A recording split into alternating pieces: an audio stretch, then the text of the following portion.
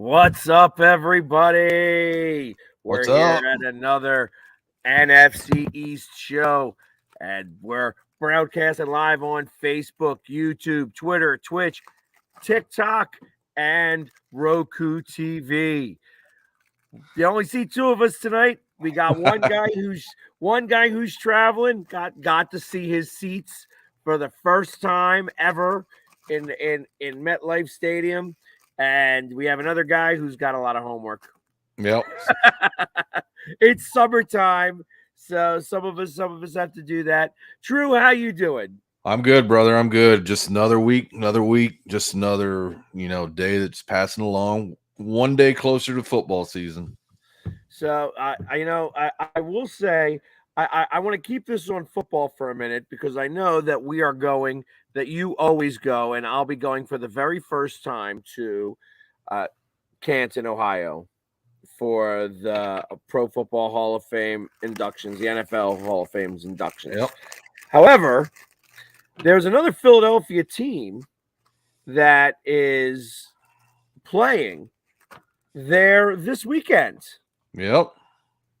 And I initially was like, I don't know if I want to go or not, but I found out how cheap tickets were and that they're general admission.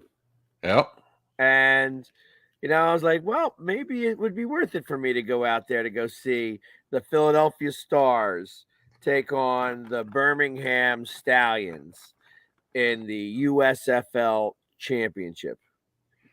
Yeah. I saw that. I saw the championship games or the games to get to that one, and they were pretty good. Yeah, I thought that the refs really had a lot to say on the last few minutes. Like the refs didn't do much all game long, and then all of a sudden they started to dictate what was going to happen. Yeah, and there was the pass interference with the out of bounds that had big implications, and it just didn't make any sense. And then I was hearing the description from the LA booth, and I was just scratching my head. You can't have both, two penalties. It just didn't make sense, but I guess that's part of getting accustomed to the USFL. Well, it's definitely not NFL, but the refs are the refs everywhere. You know, and they're always going to, make those types of mistakes and stuff like that. So I may wind up going out there for this game. Nice. I think that it's such a rare opportunity, and it just so happens that there's a holiday the following day. Yeah, there you go. Travel day. So we'd be able to get home for we travel day and nobody really drives anywhere on the 4th of July. So I was thinking maybe it would be something worthwhile to give it a shot. There you go.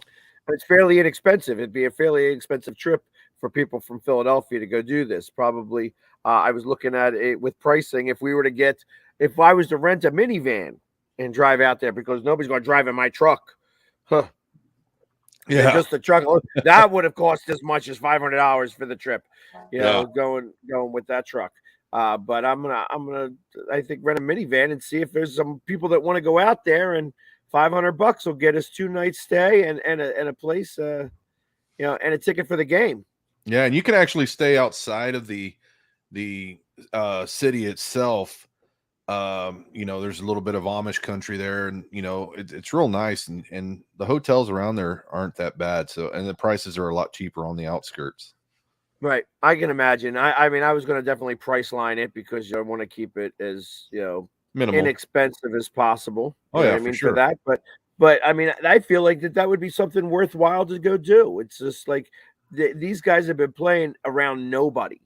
Yeah. All season long. And I know what that's like. I used to do, when I started to do my birds breakdown 3 years ago, 3 years ago now, I used to do it by myself. It was a 45-minute show that I would do by myself. And I did it live in a room, where sometimes I had people, other times I did not, and you always got to make it seem like that you're playing for a crowd. Yeah, and that's the way it goes. And that's, it was interesting to watch these guys do that. The only team who really had that type of advantage was Birmingham. Yeah. Birmingham actually was able to, use that to their advantage, and they had like 2,500, 3,000, fans come see them, where none of the other teams would. Yeah, and and it showed, and with the record and the influence that they had, and now that they're in the championship game, it's going to be interesting. Yeah, I really wonder what's going to happen next year. Are they really going to start to go into the cities that they say they are, or are they just using the city names as, just because, it's like, hey, let's tie ourselves and see if there's any backing. Yeah, man, that's what makes me wonder about this. Like, I'm like, the Philly sports guy should be backing the Philadelphia Stars. I felt that it wasn't going to be the USFL until they made it to the championship. So now I believe it's the USFL, because that's what happens. If you're in the USFL, you watch Philadelphia compete for the championship, and it stayed true to form. Yeah, it's going to be interesting on how they're going to work that, how they're going to try and offset all the costs, because I mean, we all know how expensive it is to travel single, let alone, 50 some team members, and then the coaching staff and the physical therapy, it's just crazy. So yeah, if they have the money, I can see that, but I think you're more right up, and, they'll probably just take the city names and play where they've been playing. I think and that's what I'm thinking. I'm thinking that it's going to be in Birmingham, or that Canton is trying to become maybe the spot where this is happening. So at least if there was 2 spots that they could do this at, the north and south, and what's crazy is both of those cities are pretty hard to get to. I mean, flying in, if you're going to be getting there either way. I mean, Canton's 30 minutes from Cleveland. Birmingham's really, that is a big outlet, but it's, not what everybody's used to. Right. So it's like it'll be interesting to see just how that all plays out. But in the meantime, I just was like, well, that's kind of football related, and it's definitely football. Since we're definitely winging it tonight because we are short staffed, it does make for an interesting day. So an interesting thing to happen. Well, yeah, and we are in that slow down season of the NFL. We're 3 weeks away from training camp, and I think everybody's just on the down low, just giving it that extra 25 days before everybody ramps up. So it is what it is. It's literally 2 months away, just about. Yeah. It's like we got about 8 weeks in total before we actually see pads hitting other pads and such like that. So Without yes, phone. Cape May, the ugly mug. I ain't been there yet, but I know exactly where it's at. In fact, I've got, I'm hearing all different noises behind me. My kids have lightsabers. So if you see a big blue or red lightsaber come flying around my head, that just means that they're below me on the deck and stuff like that. Because I keep hearing, of that going on. That. So it's fun being on vacation. That's why I said it's summer vacation. I didn't want to try to make too many things happen. Billy, I guess you didn't tune in right away. Sneaky is traveling back from New York. He got his seats and got a tour of MetLife Stadium. And so he went up to New York to go check that out. You could definitely check that out on his TikToks. I should have downloaded it, but I did not download it. And Pork Rind is just got homework. Lots of homework. So he's taking these classes and needs to get done, as quickly as possible. So that's where he's at. And so it's just the two of us, and that's all right, because we could talk back and forth on who we think is going to be the team that actually wins the NFC East. And I know that it's me, but I'll let him at least think that he's got a shot here. Oh, we do. And everybody's throwing their analytics out there. They're throwing their guesses. They're throwing everything. But until the first week of training camp, until everybody gets, fitted in and accustomed with their new teammates and everything, that'll be a better idea. So we'll let the pundits speak. Agree. Yeah, we'll let the pundits speak and keep speaking loud. Well, plus anything that we say, we know that we're going to hear in Stephen A. Smith tomorrow. It's like or one of them. Yeah, exactly. It's just it's. I know that they're stealing our content all the time, and that's okay. That's all right. You guys are allowed to steal it. We're letting you. We know that we're the smart ones in this group. But let's since it's just the two of us, and we can go back and forth. Let's talk about what we think what the other teams are going to do. It's interesting when we hear it from them. But what do you think? Where do you feel that the Giants are going to be at this year? What's their record going to be? I think the Giants are going to be okay. The question really is a quarterback situation. What's going to be done with that, with Daniel Jones, how everything's going to be ran out? I'm not going to give them a high percentage of win. I mean, I'm going to give them a little bit under 500. I guess I can say it that way. I think they're probable at getting 8 wins. It's going to be interesting because of their schedule. I just think the quarterback is all up in the air. They might win the first game right off the bat, maybe, but even then, it's going to be hard to tell. You know how teams start. They start off hard, rough, tough. Second, third game, that tells you everything you need to know if they're going to have a losing season. So I think, it's going to be one game under 500 for them. Well, what is it that they have started the last 4 seasons as 1-4? Yeah. I feel like they may break that trend and actually go 2-3. Yeah. I think that they wind up actually winning only 7 games. I have them 7-10. And I think that they're improved. Yeah. I think they move on from Daniel Jones. I do as well. I think Daniel Jones quits on the team. That's what I feel like is going to happen here. I don't see him quitting, but I do see him dissipating and just moving to the side. There's no sense of contract talks are out the window. There's there's nothing there for him. Saquon Barkley, I mean, that's another question in itself. And it's going to be curious to see how these guys intermingle as a team, especially with the new GM and the new head coach. So it's not going to be anywhere where Cincinnati was at, or stuff like that with the new head coach coming in.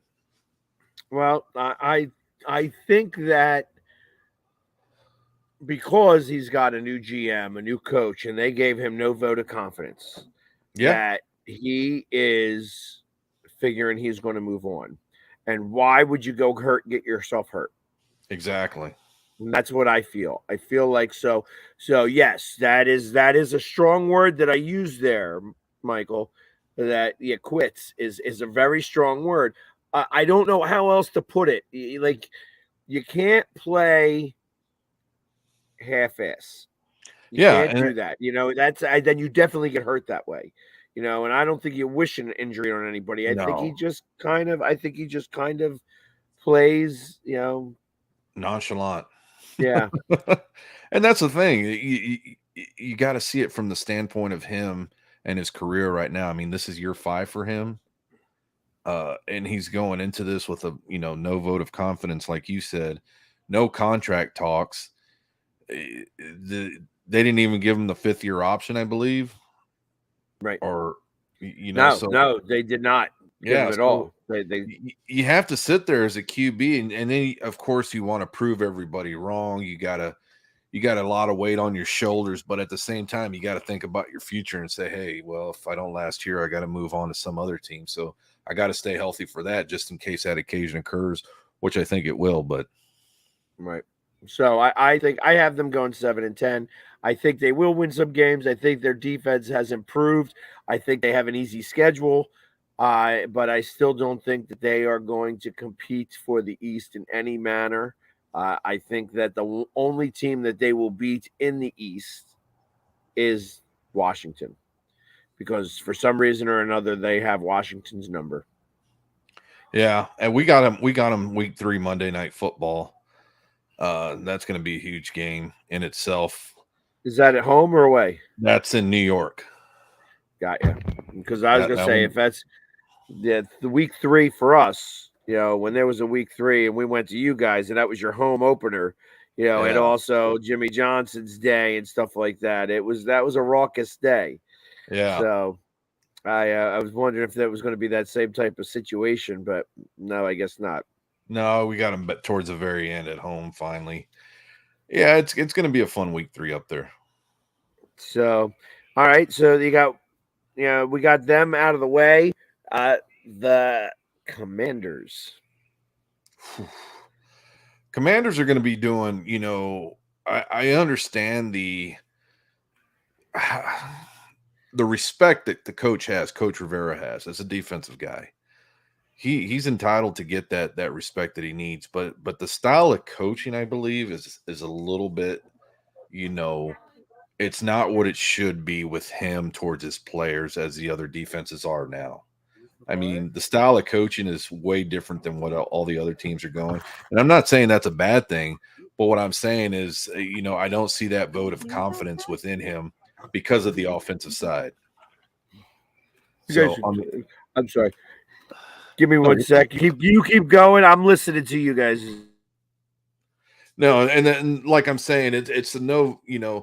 Coach Rivera has one of the strictest guidelines for the defense, but again, it's not what the coaching is going to be putting out. It's what the players are going to be showing him. I mean, he can tell them what he wants done. He can care about the system. They can care about this and that. But I believe ultimately it's going to be the defensive players that are either going to step in or they're going to step out. And do you think they will? I'm going to say they're going to play for him, but you can only play for so long if you're not getting the job done on the offensive side. And I don't see that with Carson Wentz. So you're putting a lot of weight on the defense, and putting that weight on the defensive players, you're putting all that weight on the coach. So it's going to be interesting. And then with everything else going on, with the owner and the team and everything else, that brings a lot into the team itself. That brings a lot of weight into, I mean, I wouldn't want to be Daniel Snyder, but no, but and I think it's going to add a lot of drama, a ton of drama. That's like baggage, lots of baggage that you're going to wind up dealing with. So, and then you're trying to deal with the media, and then the city that you're in, and then with all the talk of the stadium being in Virginia as compared to where it's at currently, they're still trying to get viable options. That's a lot of drama for one team in one city. I mean, that's a lot. I agree. So I think that's going to weigh in on them. So it'll be interesting all the way around. I think that they're going to stink. I initially thought that they were going to wind up going 8-9, but I think that really it finally implodes. Yeah, I could see that. I could see that towards the beginning, a couple of wins and then them exploding towards the end, especially with the QB, the situation that they've got going on. And again, it's the coaching staff having to deal with the defense and the defense having to deal with the offense. I just don't think, the defense is going to be tired. Yeah, because they're going to be out there a lot, and then they're going to, and then Wentz is going to be throwing touchdowns to the wrong people and stuff like that. It'll just be like olden days. Yeah. Actually, he actually had a pretty good season last year, even though he lost against the Jaguars at the end. Yeah. He actually had a pretty good season. So they blamed it all on him. I don't, as they should have. Fair.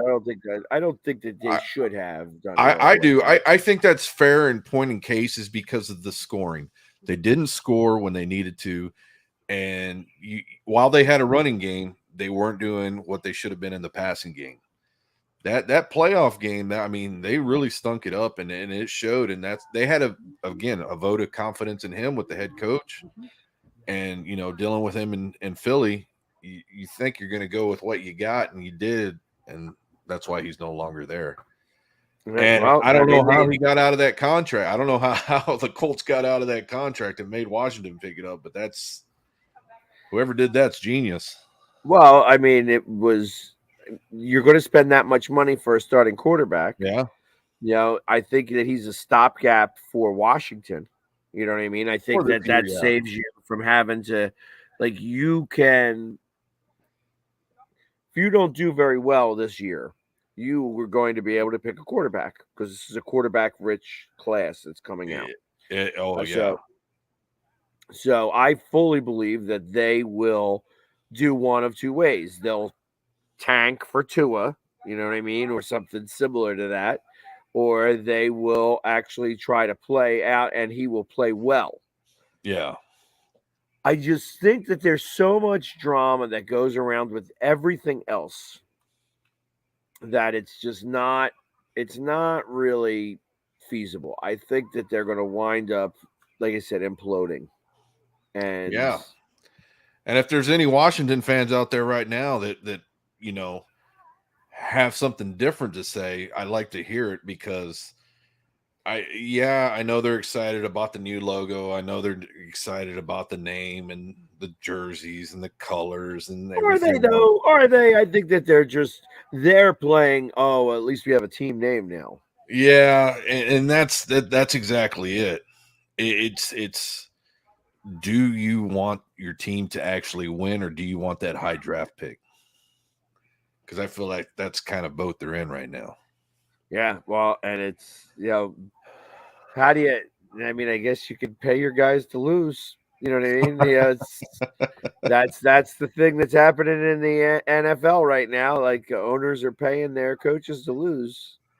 I don't know if Ron Rivera would be like that. Yeah, I don't think I don't think allegedly. I don't think any coach would do what they say is done allegedly. But to tank a whole year, that's just. I mean, when I heard that out of Miami, that's why it always affected me to say, well, why are you treating your fans that way?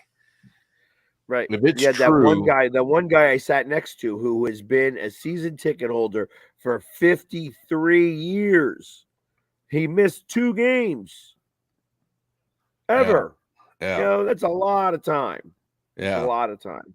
Exactly. And then, that's why if anybody does that, and then I'm going to say this, if any owner or anybody in position of power ever tells a head coach or a GM or somebody there's intermingles within the organization that says that they need a tank, if anybody doesn't come out and state right off the bat, this is what I was told to do and put some kind of proof to the punch, you shouldn't be in the league because the fans are what makes your team.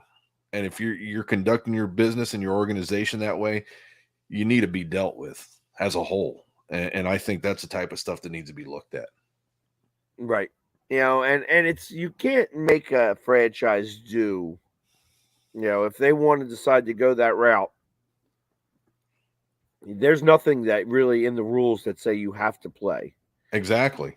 So, and it's like, okay, well, is it going to look frowned upon? Well, of course, I can imagine, that you never want to go 0-16 or 0-17.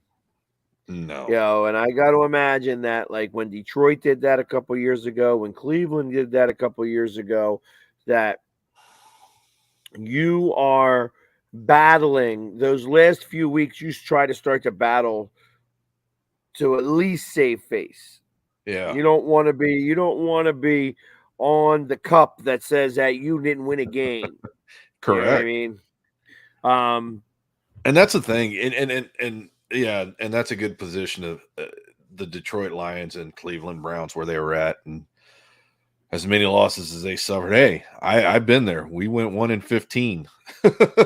I understand. I get it. And as a fan, it really hurts knowing that you're going to have to watch that team the following week play somebody that they're going to lose to with the talent that you got all around. So I know the struggles, but yeah, as a fan, you don't ever want to be put in that position, right?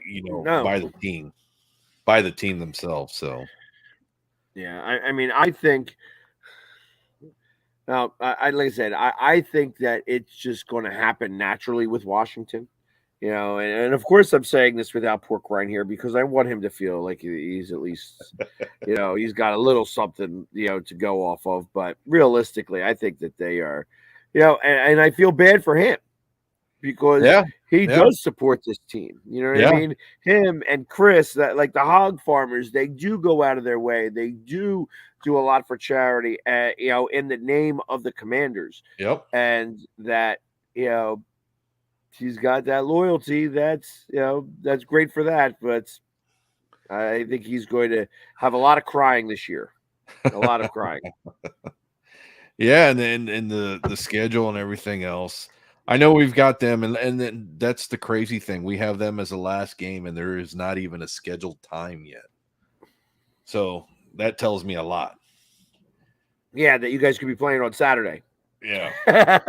It's like, what? Yeah, Saturday at like 4:00 in the afternoon. Yeah. Like, we'll get somebody to watch this game, maybe, because it'll be the only game on. So listen, well, we're going to take a quick commercial break here because we're halfway through, and the next two teams we get to talk about are the Eagles and the Cowboys. So we'll be back right after these few commercial messages. I see them blue by me and you, and I think to myself, what a wonderful world.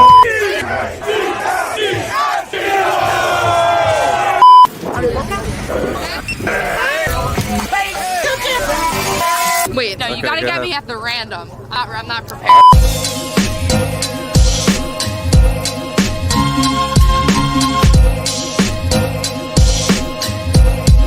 What a wonderful world.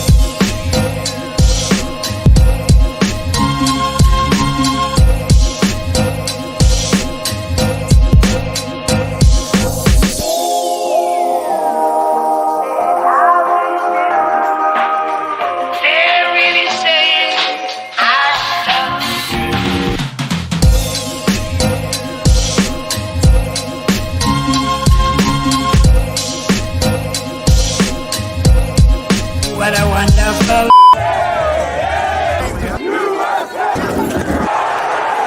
big. Wow.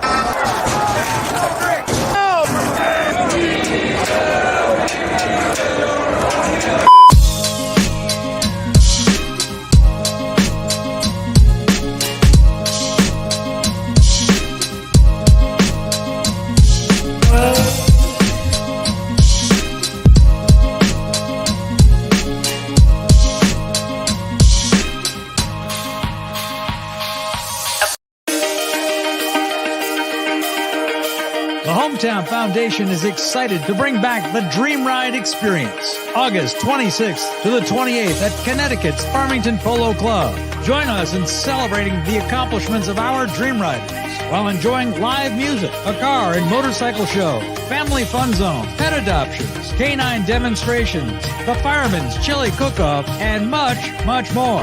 Get your tickets today. I mean, you can see right now, without LeBron, Lakers are struggling. Let me tell you about a team I hate, all right? I know the Dallas Cowboys fan is here, so I had to make sure he knew how much I hate this team. I'm ready. I've often said that the people who run baseball, they try very hard to ruin it. I'm from Brooklyn. I don't have a problem saying it to his face. Oh, from Brooklyn. Hey, guess any.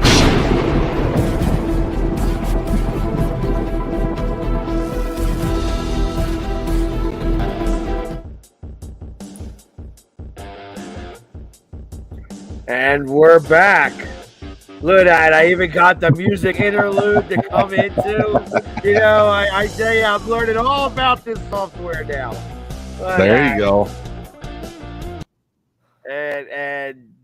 And also the other thing I just wanted to mention is that the Philly sports guy, myself, has a new show that's going to be airing every Monday, Tuesday, Wednesday on the Roku channel. So you can only find it on the Roku channel. You can go to the Northeast Streaming Sports Network.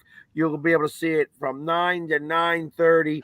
We're going to just talk Philly sports, go over the previous day's events, and, you know, go up against I want to start to go up against Stephen A, because I think nobody needs to listen to him. They can just listen to me. Anyways, There you go.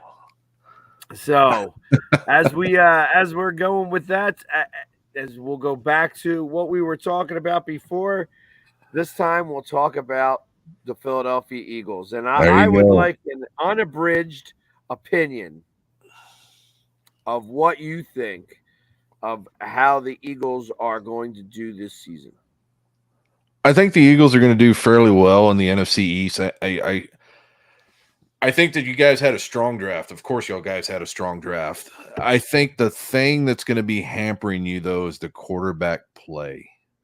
I really believe that that's going to be the one Achilles heel that you guys are going to suffer from, is because you've got great players around, but the quarterback situation is not going to be what everyone thinks it's going to be. I like the kid, but you know what? He's coming out and he's playing a tough division, which we are. I think the first 6 games are going to be really easy peasy for you guys, if I should even say that. But I think the stretch going down the line, I think you guys, I'm going to put you guys over 500. I am going to put you over 500 for that. I think it's going to be a tight division, and I think when we come up there and play, I think that's going to set the tone for the season. I think that game right there, because our division is so tough.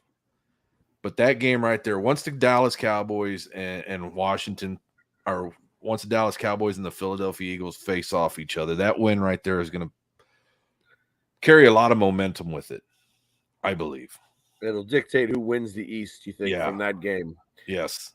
And what's that? That's in week what? 4, 5? Yeah. Yeah, it's an early one. Yeah, actually, I'll have to look it up right now while we're doing it's this. an early one, and that's why I'm saying is that momentum right there is what's going to carry. The bye week too is going to have a lot to do to see who we've got that later in the season. So late October, I believe, November.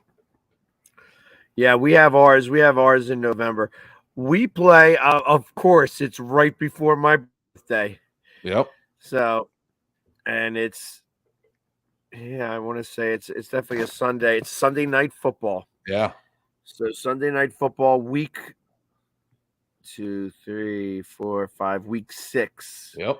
So we'll have had a little bit of a season ahead of us, playing on week 6, but Monday night football for my 50th birthday. And there you guys go. are coming, and you guys are coming to Philly, right? That is, yes, you guys are coming to Philly. Yeah. So And that's why I'm saying it's going to be one of those momentum carriers. While it's still before the bye week, it's going to be enough to say, okay, that these are where the teams are at right now. And I'm not saying that's going to be the ultimatum as far as the season is concerned. What I'm saying is that just for the NFC East in a whole.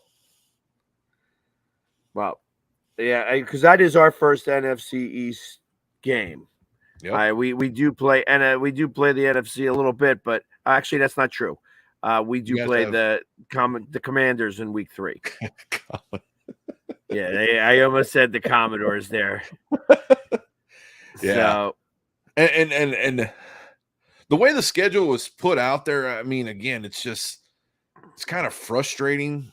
It's like, okay, I get how they went this way. I've seen, the analytics or whatever they have for the Amazon cloud and how many different courses. There's still a lot better ways that they can go about this. I mean, you've got 5 primetime games, correct? We've got 5. Let's see. I know that we have, and that's the thing. Yeah, it's expected that everybody can have their primetime games. 2, because we got that Monday Night Football, that weirdo Monday Night Football game with the 2. And then we have the Thursday night game against the Texans.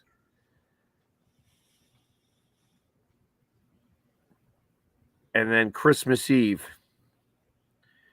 We're doing a Christmas Eve dance on Saturday, I think. Yeah. I think most of the teams play on that Saturday. So it's a 4:00 game on that Saturday, because we also have Monday night. Yeah, there's a couple of Monday night games, because it's like for a little while we play 8:15, 8:20.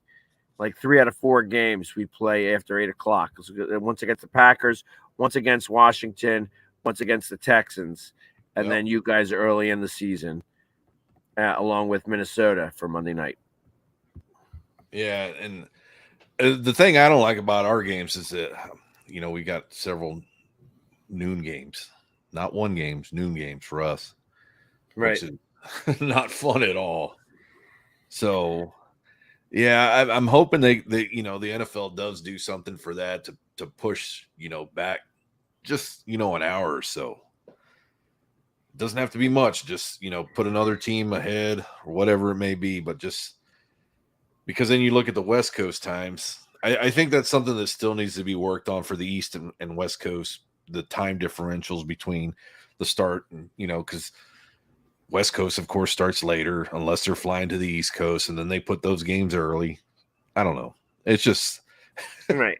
Well, I think that they started. I think that they started to do that specifically to be able to give East Coast teams more of the home field advantage. When you do an 8:00 game or a 4:30 game, because the team flew, from LA, that gives them a home field advantage. They're used to playing at that time. You know what I mean? So I feel like that a football player's day doesn't change. That they wake up at 6:00 in the morning at game day. You know what I mean? So they're just going to wake up at 10:00 in the morning on game day when it's a 4:30 game. You know what I mean? It's just it's almost like they get to sleep in a little bit later. Yep. So and then their routine kind of kicks. So I fully believe that they did that purposely. You know what I mean? That's done now. Who cares if anybody watches on the West Coast? We know the truth of the matter is that nobody does. The Rams, who's claiming that that's their house, we couldn't tell because it was always the other team that was there. So yeah, and that's the thing. I got a couple of buddies from the West Coast, and when they're here in this area, they just Monday Night Football. They're used to Monday Night Football at 5:00, right? And it's like nope, 7:00 Central, 8:00 Eastern. Yeah, so, yeah, it's late here. It's late here. Yeah. But 5:00 being over there, because then the game's over, and then you can still go out and have a few drinks. Yeah, exactly. So, yeah, it's just one of the things I think that still. I mean, there's still plenty of time. Not, of course, not these next couple of years, but to do something with the times when the games are played. Yeah, well, I don't think that they're going to switch them around like that. They want to keep these games going off at the same exact time. They don't Oh want to yeah, stagger yeah, them. yeah. I just want them pushed out a little further, on Sundays. In during the late times, out during the beginning, and that's why I'm saying even add another game during the day, so that they can get them in on time, depending on what part of the country they're playing in. Got you. Well, yeah. The problem is that you're just saying, "Hey, well, you don't like the 12 o'clock games." That's all you're crying about. Hell I yeah. understand. I know. I get it. Because you got to get up at 6 o'clock in the morning too. 4 o'clock. There you go. See, that. Maybe you just got to live in Dallas. Yeah, wouldn't hurt. All that traveling back and forth. All that traveling. Not only that, it'd be a lot easier for the airports. So you have the Eagles going what 9-8, 10-7? I got you guys going. I got you guys going 10-7. 10-7. Yeah, and I said that the last time we're giving out those numbers. And the reason I'm being is, like I said, is I just don't think your quarterback has the. I don't think he has the arm. First of all, I think he has great legs. I think he has the decision making. I just don't think he has the arm to back it up. And after a while, you're going to get tired of running. See, I disagree with that because he did it all last year.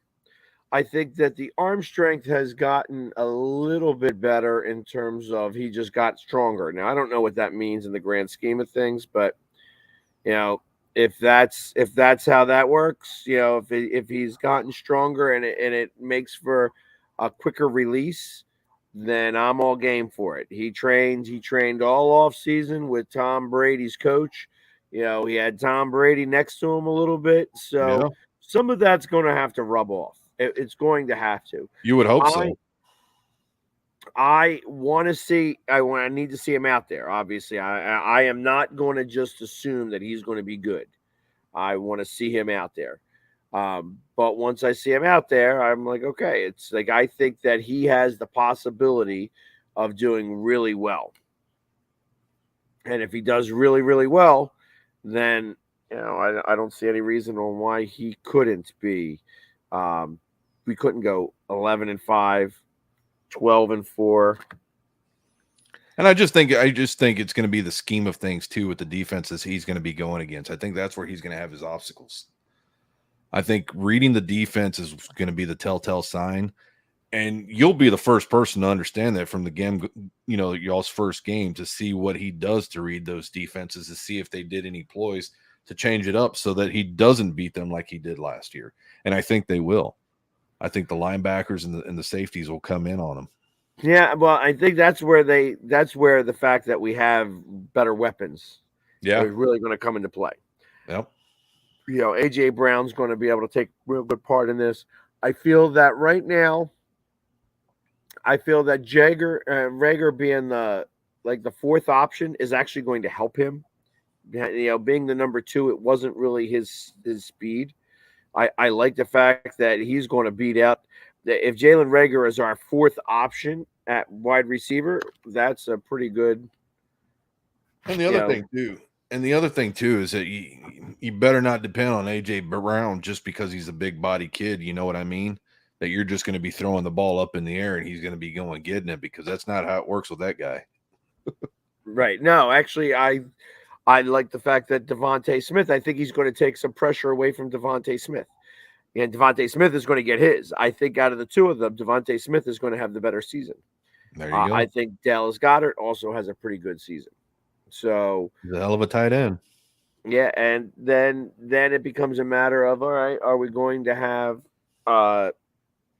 which running back is really going to take the ball and run with it, quite literally. So I believe it's going to be Gainwell. I don't believe that it's going to be Sanders. So I just see some of the writing on the wall. I think it would be worthwhile. We'll see. We'll see if it actually comes to fruition. But I believe that we could, on the very upside, go 13-4. that's getting all the breaks in the right direction. You know what I mean? I'm not definitely saying all that. I think that we go 11-6, but I also believe that we make a big jump in the playoffs.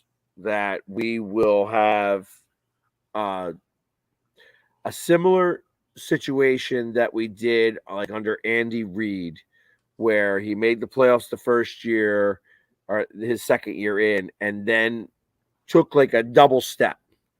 And like we weren't supposed to be in the conference championships, but we were. And we brought it down to like a 14-13 game, with against the Rams. I thought we could have beaten the Rams. It's just it didn't happen. So well, just imagine if we did beat the Rams, that would have been the Eagles Patriots game 1. That happened 3 times. That'd have been 3 times instead of 2. Yep. But c'est la vie, it didn't happen that way. C'est la vie. Yeah. And for the Cowboys, I think we're going to do fairly well. Dak Prescott is working his butt off right now. He's doing a lot of things, and of course, you've probably heard in the media he's going to be having more runs. You're going to hear that You're going to be hearing the option of him running more because the ankle's a lot better and everything else. I believe that his legs are going to get him a little bit more what he's doing. I think also Ezekiel Elliott being healthy, that's going to have a big time hill, on the team as a whole. I do believe we're it's going to be a while since anybody's done it, but I believe the Cowboys are going to go back to back with the NFC East Championship. We're going to be 12-5. I think it's great to have hopes and dreams. Oh, it is. You got to. You got to. You know what? I understand why Dak is going to have to run with the ball some because you guys did not improve your offensive line, and I feel that he is, that it was starting to falter a little bit at the end of the season last year. Oh, big time.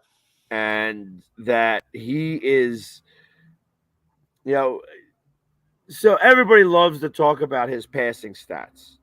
And before he got hurt last year, he had so many passing yards, but he was 1-4. He lost all those games with all those passing yards, and then he got hurt. So now you got last year. Last year he passed well. He had great days, but he had bad days too. And ultimately, it's he can't win a big one.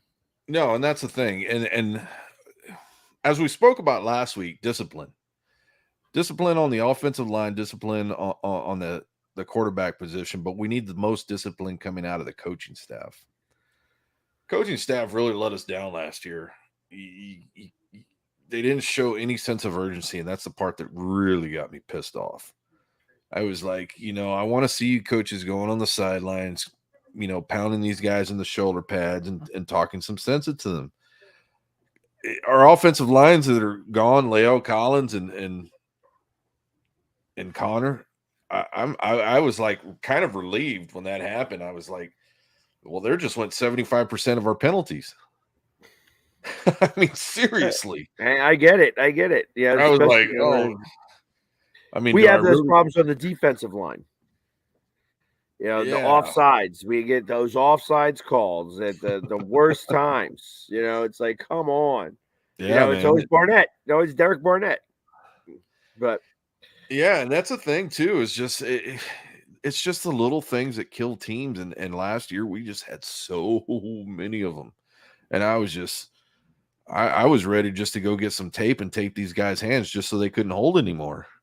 I mean, that's how bad it was getting to me. I'm just like, you can't collar the guy with your arm. You can't clothesline the guy. You play offense, be a lineman, do what you got to do. But I think what the improvement that we got is the new kid, Tyler Smith. I think the kid is big. He's rugged. Guy has raw power. It's all going to come down to coaching. So. And I hope you do well enough so that McCarthy remains the coach, because I want him to be the coach for the rest of time because I think he stinks. Well, we all know that doesn't happen. So yeah, exactly. Eventually, he's going to stink it up well enough that he's going to get fired. Well, he'll get a Super Bowl this year, and then we'll move on from him. Yeah, well, I doubt that. I seriously doubt that. I wouldn't bet. I know you don't bet any money.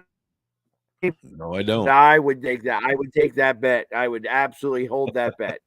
Yeah, the moment. No.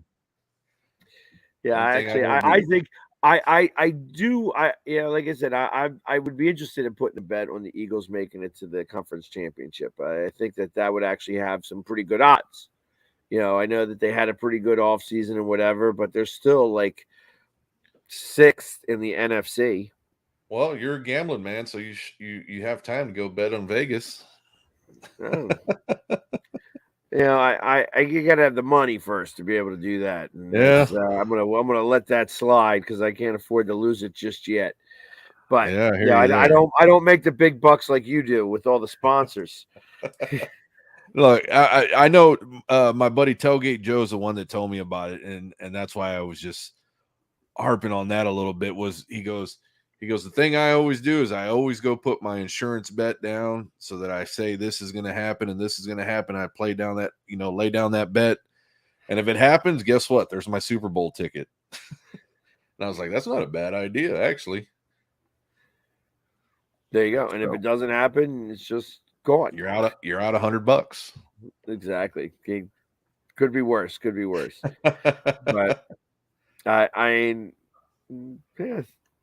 hopefully, I listen. Maybe I will do that. Go to the conference championship, but it could be a home game, so then I'd make some money.